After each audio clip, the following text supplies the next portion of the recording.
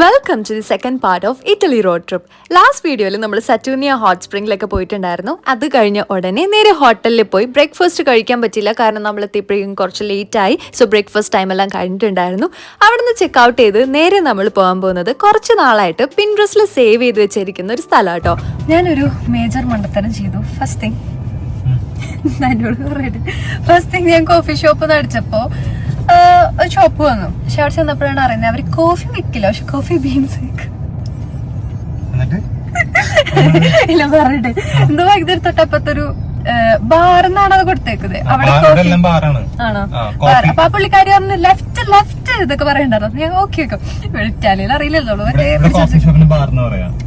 പക്ഷെ അവിടെ മറ്റേതും കൊടുക്കുന്നുണ്ട്. അങ്ങനെ ഞാൻ ആ ഷോപ്പിൽ പോയിട്ട് ഞാൻ പറഞ്ഞു എനിക്ക് കോഫി വേണം എന്ന് പറഞ്ഞു. നമുക്ക് ഫുള്ള് ഡ്രിങ്ക്സ് ആണ്. അപ്പൊ പുള്ളി പറഞ്ഞു ഓക്കെ എന്താ വേണ്ടേ. അപ്പൊ എനിക്ക് ലാറ്റ് വേണം എന്ന് പറഞ്ഞു. നമ്മൾ യു കെയിലൊക്കെ ലാറ്റ് എന്ന് പറഞ്ഞു കഴിഞ്ഞാൽ ലാറ്റ് കോഫിയാണ് വരുന്നത്. പുള്ളി ഈ സാധനം എടുത്തിട്ട് മിൽക്ക് മാത്രം കപ്പിലാക്കി തന്നു. അപ്പൊ ഞാൻ പറഞ്ഞു കോഫി ഇല്ലെന്ന് ചോദിച്ചു. അപ്പൊ എനിക്ക് മനസ്സിലായി അനു ഇങ്ങനെ എന്നോട് പറഞ്ഞായിരുന്നു ഇവിടെ കഫേ ലാറ്റിന്ന് എടുത്ത് പറയണമെന്ന്. ഇന്നല്ല പറഞ്ഞു, കുറച്ച് ദിവസം മുന്നേ. അപ്പൊ ഞാൻ അത് ഓർത്തു. അപ്പൊ ഞാൻ പറഞ്ഞു എനിക്ക് ആക്ച്വലി കോഫിയാണ് വേണ്ടിയിരുന്നെന്ന് പറഞ്ഞിട്ട് പാവത്തിനെ പോലെയൊക്കെ നിന്നിട്ട് പുള്ളി പറഞ്ഞു ക്യാപ്പച്ചീനോ ഇത് പറഞ്ഞു. അപ്പൊ ക്യാപ്പച്ചീനോ കഫേ ലാറ്റി ഇടോ ചോദിച്ചു. പുള്ളി എന്നിട്ട് ഇതിന്റെ മേളില് മറ്റേ കോഫി ബീൻസിന്റെ സാധനം മെഷീനില് എക്സ്പ്രസ് ഒഴിച്ചു. എന്നിട്ട് പുള്ളി എന്നോട് പറഞ്ഞു ക്യാപ്പച്ചീനോ ഓർ കഫേ ലാറ്റി എന്ന് പറയണത് പറഞ്ഞു. ഒക്കെ പറഞ്ഞിട്ട് ഞാൻ ഇങ്ങനെ ഇറങ്ങി പോകുന്നത് ഭാഗ്യം, അല്ലെങ്കിൽ എന്നെ കെട്ടിയാനോ പിടിച്ചേനെ. കോഫി കുടിക്കാണ്ടേ ഞാൻ അത് ഓർത്താ അവിടത്തേക്ക്.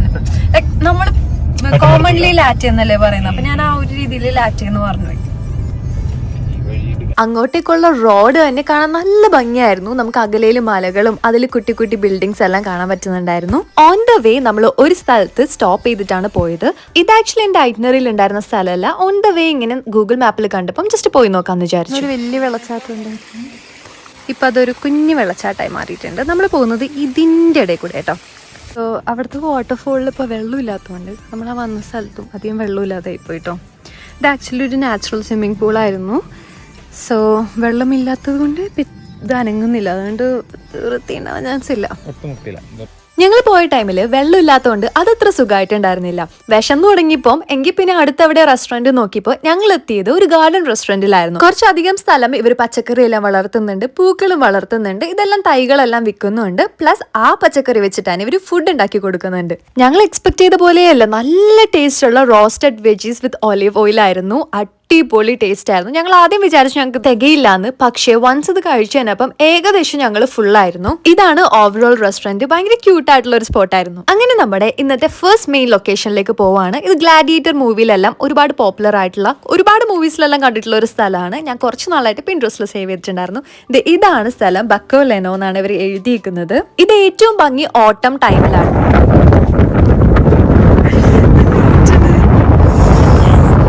ഇവിടെ ആക്ച്വലി ഒരു പിക്നിക് ചെയ്യണം എന്നായിരുന്നു എൻ്റെ ഒരു പ്ലാൻ. അതിലുള്ള സാധനങ്ങളെല്ലാം ഞാൻ എടുത്തിട്ടുണ്ടായിരുന്നു. പക്ഷേ അൺഎക്സ്പെക്റ്റഡ് ആയിട്ട് നല്ല കാറ്റായിരുന്നു. അതാരും എവിടെയും പറഞ്ഞിട്ടുണ്ടായിരുന്നില്ല.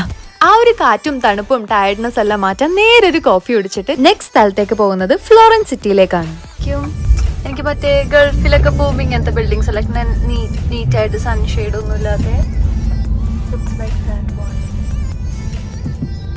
ഞങ്ങളുടെ റോഡ് ട്രിപ്പ് തുടങ്ങിയിട്ട് ഇന്ന് 2ാമത്തെ ദിവസമാണ്. ഇനി അങ്ങോട്ടേക്ക് നമുക്ക് ഒരുപാട് ലോങ് ഡിസ്റ്റൻസ് കവർ ചെയ്യാനുണ്ട്. അതുകൊണ്ട് തന്നെ ഞങ്ങൾ കുറച്ചധികം സാധനങ്ങളെല്ലാം വാങ്ങി ഞങ്ങൾ കുറച്ച് ദിവസം ഹൈ റേഞ്ച് എല്ലാം കവർ ചെയ്യുന്നുണ്ട്. അപ്പോൾ അവിടെ നമുക്ക് ഫുഡും വെള്ളവും എല്ലാം എളുപ്പത്തിൽ കിട്ടുമെന്നൊന്നും അറിയില്ല. അതുകൊണ്ട് തന്നെ നമ്മൾ ഇവിടെ നിന്ന് കുറച്ച് സ്റ്റോക്ക് ചെയ്ത് പോകുന്നുണ്ട്. അത്യാവശ്യം വേണ്ട എല്ലാ സാധനങ്ങളും, അതായത് ടിഷ്യൂ, വെള്ളം, കാറിലിരുന്ന് കുറയ്ക്കാനായിട്ട് കുറച്ച് സാധനങ്ങൾ, ഫ്രൂട്ട്സ് എല്ലാം ഞങ്ങൾ ഇവിടുന്ന് വാങ്ങി. ഫ്ലോറൻസ് നല്ല ഭംഗിയുള്ള ഒരു സിറ്റി ആട്ടോ. കമ്പയർഡ് ടു റോം, ഫ്ലോറൻസ് എനിക്ക് ഭയങ്കര നീറ്റായിട്ട് ഫീൽ ചെയ്തു. എല്ലാ ബിൽഡിങ്സും ഓൾമോസ്റ്റ് സിമിലർ കളർ പാലറ്റ് ആയതുകൊണ്ട് തന്നെ ആ സിറ്റിക്ക് മൊത്തത്തിൽ ഒരു യൂണീക്നെസ് ഉണ്ട്. ഞങ്ങൾ ഇവിടെ ആകെ ഒരു സ്ഥലം കാണുന്നുള്ളൂ. പിന്നീട് എപ്പോഴെങ്കിലും ഫ്ലോറൻസ് മാത്രമായി കാണാൻ വരണം. മേജർ ആയിട്ട് മിസ് ചെയ്യാൻ പറ്റാത്ത ഒരു സ്ഥലമാണ്. വീഡിയോയില് പക്ഷേ കിട്ടുന്നില്ല. ഈ ഒരു സ്ഥലം, അതായത് യൂറോപ്പിലെ ഏറ്റവും ബെസ്റ്റ് സൺസെറ്റ് ലൊക്കേഷൻസിൽ ഒന്നാണ് ഫ്ലോറൻസിലെ ഈ ഒരു സ്പോട്ട്. എന്റെ ഫസ്റ്റ് എക്സ്പ്രഷൻ ഈ പറഞ്ഞ പോലെ തന്നെ വീഡിയോയിൽ ഇതിന്റെ പകുതി ഭംഗിയെ കിട്ടുന്നുള്ളൂ.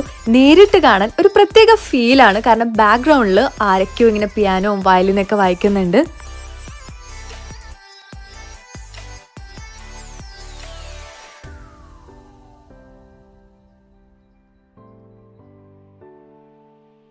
ഈ ഒരു ലൊക്കേഷനിൽ നിന്നാൽ നമുക്ക് ഫ്ലോറൻസ് സിറ്റി മൊത്തത്തിൽ കാണാൻ പറ്റും. നമുക്ക് പള്ളിപ്പെരുന്നാളിന്റെ സ്ഥലം പോലെ എന്തോരം ആൾക്കാരല്ലേ, ഇതൊക്കെ എന്തോരം മനുഷ്യരാ. ആ സ്റ്റെപ്പില്ലേ, ആ സ്റ്റെപ്പിലേക്ക് എനിക്ക് ഇറങ്ങാൻ പറ്റില്ല. ഈ സ്ഥലം എൻ്റെ ഒരു ലിസ്റ്റിലുള്ളായിരുന്നു. ലൈക്ക് ഇത് യൂറോപ്പിലെ ഏറ്റവും ബെസ്റ്റ് സൺസെറ്റ് സ്പോട്ടാണ്. കുറേ റീലിങ്ങനെ കണ്ടിട്ട് ജസ്റ്റ് മിസ്സിനാണ് ഞങ്ങൾ വന്നത്. തീർന്ന ഏകദേശം, ബട്ട് ഭയങ്കര തിരക്കാണ്. അതുപോലെ തന്നെ നിറച്ച ആൾക്കാർ.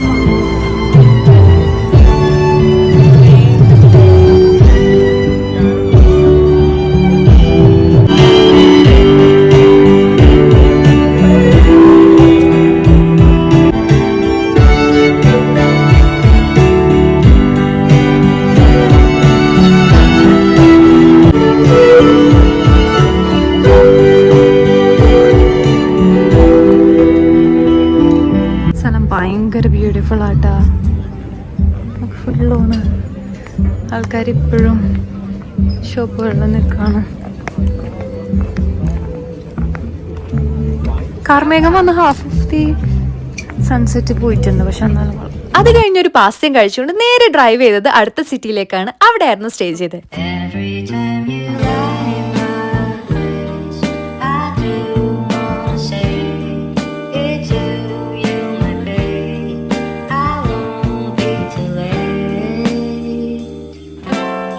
ഇന്നുള്ളത് പിസയിലാണ്. നമ്മൾ ഇന്നലെ രാത്രി കണ്ടോ, എന്താണ് പറയണേ, tower of pizza. Tower of pizza എന്നാ പറയണേ. ലീനിങ് ടവർ എന്നും പറയുന്നത്. ഓക്കെ, നമ്മൾ ഇന്നലെ രാത്രി ഫ്ലോറൻസിൽ നിന്ന് പിസയിലേക്ക് ഡ്രൈവ് ചെയ്ത് ഇവിടെ ആയിരുന്നു സ്റ്റേ ചെയ്ത്. മോർണിംഗ് നമ്മൾ റെഡി ആയിട്ട് നേരെ ഫസ്റ്റ് ഇങ്ങോട്ട് വന്നു. ഇനി നമ്മൾ പോകാൻ വന്നത് ഒരു ബീച്ച് ഏരിയയിലേക്കാട്ടോ. അപ്പോൾ ഇവിടുന്ന് 1 hour ഉണ്ട്. ചിങ്കത്തെര എന്നാണ് ഇതിനെ പറയുന്നത്. പിസയിൽ ഒരുപാട് ഹിസ്റ്റോറിക്കൽ ബിൽഡിങ്സ് ഉണ്ട് നമുക്ക് കാണാൻ വേണ്ടിയിട്ട്. പക്ഷെ ഞങ്ങൾക്ക് ഹിസ്റ്ററി അങ്ങനത്തെ കാര്യങ്ങളോട് വലിയ താല്പര്യമില്ലാത്തതുകൊണ്ട് നമ്മളാകെ പിസ മാത്രം കണ്ടു. അതും പുറത്തുനിന്ന് മാത്രം കണ്ടതിന് ശേഷം കോഫി കുടിച്ചു, സുവനീർ വാങ്ങി അടുത്ത സ്ഥലത്തേക്ക്. നല്ല നീറ്റ് ആൻഡ് ക്ലീൻ ആട്ടോ പിസയും. അതുപോലെ തന്നെ ഫ്ലോറൻസും. നമുക്ക് റോം തീരെ താല്പര്യം പെട്ടില്ല. ബിക്കോസ് മേ ബി നമ്മളുടെ ഒരു പേഴ്സണൽ ഇതായിരിക്കും. ഞങ്ങൾക്ക് അത്ര നീറ്റ് ആൻഡ് ക്ലീൻ ആയിട്ട് തോന്നില്ല. ഭയങ്കര സ്മെല്ലും വേസ്റ്റും ഒക്കെ ആയിരുന്നു. നമ്മളുടെ പ്ലാൻ അനുസരിച്ചുള്ള റൂമല്ല നമ്മൾ പോയത്. റോം പ്ലാനിൽ actually whole day Rome spend ചെയ്യണം, കൊളോസിയം പോകണം എന്നൊക്കെ ഉണ്ടായിരുന്നു. പക്ഷേ പറ്റില്ല. ഇതെനിക്ക് ഭയങ്കര ഇഷ്ടമായി. നല്ല ബ്രൈറ്റ് സണ്ണി, മേ ബി വെതറും കൂടി പെർഫെക്റ്റ് ആയിട്ട് നമുക്ക് വന്നിരുന്നു. പുറത്ത് സൺഫ്ലവർ സീഡിന്റെ സൺഫ്ലവർ മൊത്തത്തില് പൂവൊക്കെ പോയിട്ട് ഹാർവെസ്റ്റ് ചെയ്യാൻ വേണ്ടിട്ട്. വ്യൂ മലകള് ഒരു രക്ഷയില്ലാട്ടോ. ക്യാമറയില് ഒരു 10% ഒക്കെ കാണാൻ പറ്റുള്ളൂ. ശരിക്കും ഇത് കണ്ണി കാണുമ്പോ ഒരു പ്രത്യേക ഒരു ഭംഗിയാണ്. ഇങ്ങനെ കൊറേ ടോളുണ്ട് കേട്ടോ. ഒരു സ്ഥലത്ത് നമ്മള് ടോളുകൾ തിരിച്ചു മനസ്സിലായില്ലേ.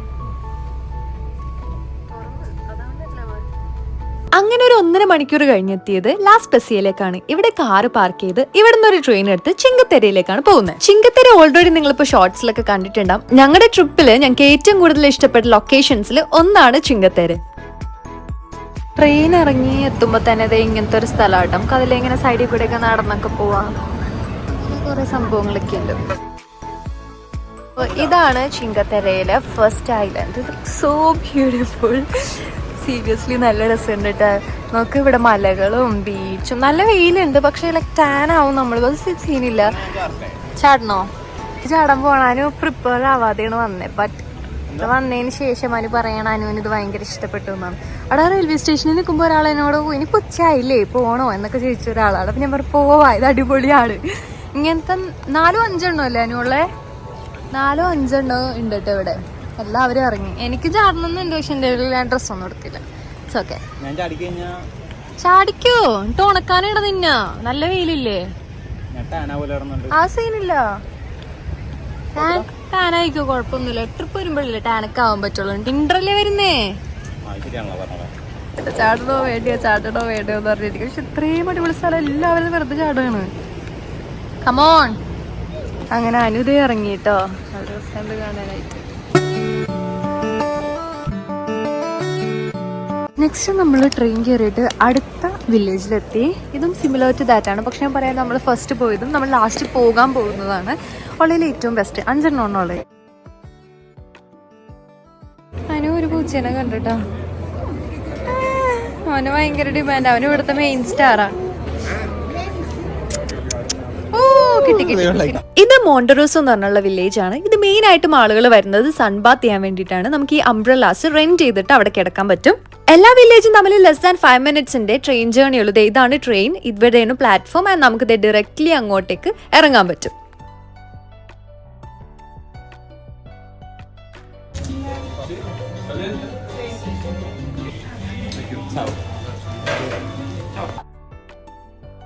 ലഞ്ചൊക്കെ കഴിച്ച് 4th വില്ലേജ് എത്തി, മനോരല. ഇതാണ് ചിങ്കത്തെരയിലെ എന്റെ ഫേവറേറ്റ്. ഞാൻ കുറച്ചധികം വ്ളോഗൊക്കെ കണ്ടപ്പോൾ അവർ അതിൽ എടുത്തു പറഞ്ഞായിരുന്നു സൺസെറ്റ് ടൈമിലാണ് ഈ ഒരു വില്ലേജ് ഏറ്റവും ഭംഗിയെന്ന്. നോക്ക്, ശരിയല്ലേ? എന്ത് രസാ!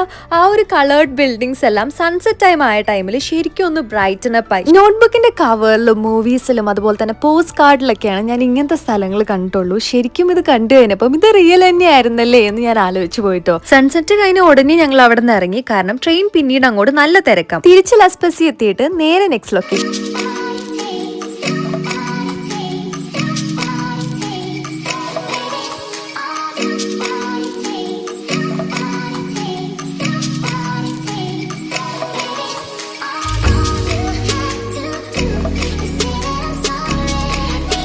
On the way to Venice, day 4 അല്ലേ? I think so. Day 4, almost. Yes, we are going to Venice. ഇന്നലെ ചിങ്കത്തര എല്ലാം കണ്ടു കഴിഞ്ഞ് ഏകദേശം 1.5 hours ഡ്രൈവ് ചെയ്ത് ഞങ്ങൾ സ്റ്റേ ചെയ്തു. ആൻഡ് ദെൻ അവിടെ നിന്ന് ഏകദേശം ഒരു 2.5 to 3 hours ഡ്രൈവ് ഉണ്ട് മോർണിംഗ് വെനീസിലേക്ക്. വെനീസിന്റെ പുറത്തായിട്ട് പാർക്ക് ചെയ്തതിന് ശേഷം ഞങ്ങൾ പീപ്പിൾ കാരിയർ എടുത്തിട്ടാണ് വെനീസിലെ മെയിൻ ഐലൻഡിലേക്ക് ട്രാവൽ ചെയ്തത്.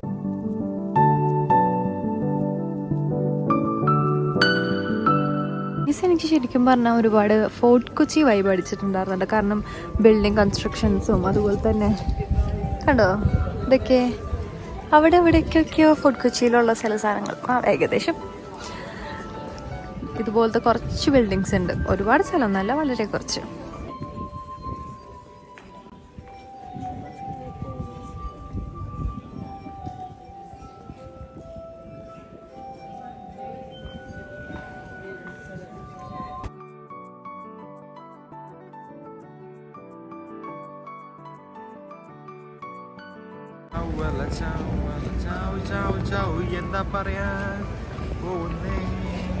ഒരു വീഡിയോ എടുത്തരോന്ന് ചോദിച്ചപ്പോ അതിന്റെ കൂടെ ബാക്ക്ഗ്രൗണ്ട് നോയ്സ് ഇട്ടിട്ടാണ് ഒരാൾ എനിക്ക് എടുത്തു തന്നെ. ഇവിടെ ഉണ്ടല്ലോ നല്ല വലിയ കാട്ട മീനുകളുണ്ട്. ഇതേ കണ്ടോ? ഇപ്പൊ എനിക്ക് കണ്ടോളിക്കാൻ നല്ല പേടിയായി. നിറച്ച് മീനാണ് ഇവിടെ. ഒരുപാട് ടൂറിസ്റ്റ് ഇല്ലാത്ത സ്ഥലങ്ങൾ കണ്ടതുകൊണ്ടാണോ എന്നറിയില്ല, ഞങ്ങൾക്ക് വെനീസ് ഭയങ്കര ടൂറിസ്റ്റ് ആയിട്ട് തോന്നി. ഒരു 1 day or maximum 2 days ഒക്കെ നിന്ന് കാണാവുന്നതേ ഉള്ളൂ വെനീസ്. ഇവിടുത്തെ ഭയങ്കര പോപ്പുലർ ആയിട്ടുള്ള ഒരു ലൈബ്രറി ആണ് ഇവിടെ. ഇവിടെ ബുക്സ് ഒക്കെ വെച്ചിട്ടാണ് ഒരു സ്റ്റെപ്പ് ഒക്കെ ഉണ്ട്. അത് ഞാൻ റീലൊക്കെ എടുത്ത് വെച്ചിട്ടുണ്ട്. ആൻഡ് ഓഫ് കോഴ്സ് ജലാറ്റോ എന്തായാലും കഴിച്ചു നോക്കണമല്ലോ.